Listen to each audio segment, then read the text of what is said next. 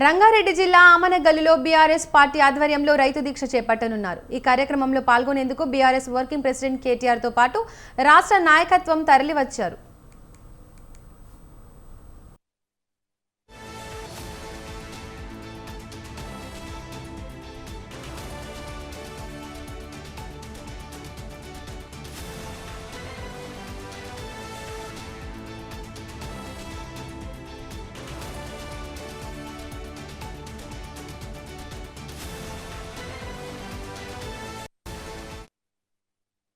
ఉమ్మడి పాలమూరు జిల్లా నుండి భారీ ఎత్తున బీఆర్ఎస్ పార్టీ శ్రేణులను తరలివచ్చారు.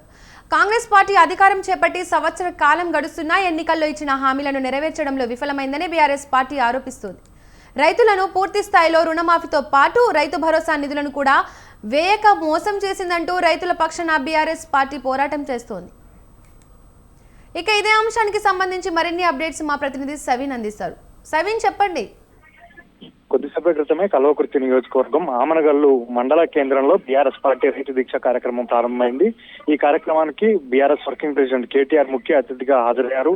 ఉమ్మడి మహబూబ్ నగర్ జిల్లాకు సంబంధించిన మాజీ మంత్రులు, మాజీ ఎమ్మెల్యేలు, మాజీ ఎమ్మెల్సీలతో పాటు ప్రస్తుత ఎమ్మెల్యేలు, ఎమ్మెల్సీలు పాల్గొన్నారు. ముఖ్యంగా కాంగ్రెస్ పార్టీ అధికారంలోకి వచ్చిన తర్వాత ఈ సంవత్సర కాలంలో రాష్ట్ర వ్యాప్తంగా రైతులు ఎదుర్కొంటున్న ప్రధాన సమస్యలపై బీఆర్ఎస్ పార్టీ రైతు దీక్ష కార్యక్రమాలు నిర్వహిస్తోంది. ఇప్పటికే కందుకూరు, ఇబ్రహీంపట్నంతో పాటు ఆ తర్వాత షాబాద్, నల్గొండ, కోస్గి మండల కేంద్రాల్లో బీఆర్ఎస్ పార్టీ రైతు దీక్ష కార్యక్రమాలు నిర్వహించింది. తాజాగా ఈ రోజు ఆమనగల్లు మండల కేంద్రంలో బీఆర్ఎస్ పార్టీ రైతు దీక్ష కార్యక్రమం నిర్వహించబోతోంది. ముఖ్యంగా సంపూర్ణ రైతు రుణమాఫీ చేస్తామని అధికారంలోకి వచ్చిన కాంగ్రెస్ పార్టీ సగం వరకు కూడా పూర్తిగా రుణమాఫీ చేయలేదు. అదేవిధంగా రైతు భరోసా 15,000 రూపాయలు ఇస్తామని చెప్పి 12,000 రూపాయలకు కుదించడంతో పాటు ఆ 12,000 రూపాయలు కూడా పూర్తిగా రైతుల ఖాతాల్లో వేయలేదు.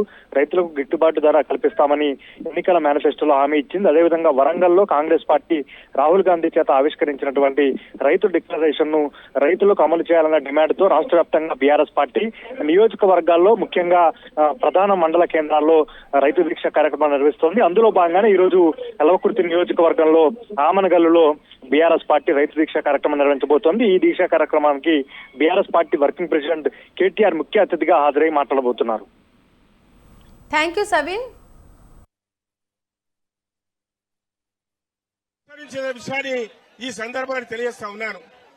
కేటీఆర్ గారు వచ్చారు, తప్పకుండా రాబో రోజులు మనవి. నిన్ననే మన నాయకుడు కేసీఆర్ గారి జన్మదినాన్ని బ్రహ్మాండంగా నిర్వహించుకున్నాం. రేపు మన నాయకుడు ఒక కార్యవర్గ సమావేశం ఏర్పాటు చేసిండు. మన కార్యాచరణ ప్రణాళిక కూడా రూపొందించుకోవడం జరుగుతుంది.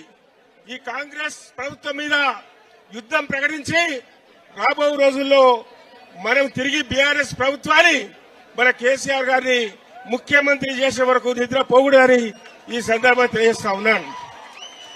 దీని తర్వాత మా సోదరుడు యడుమ సత్యం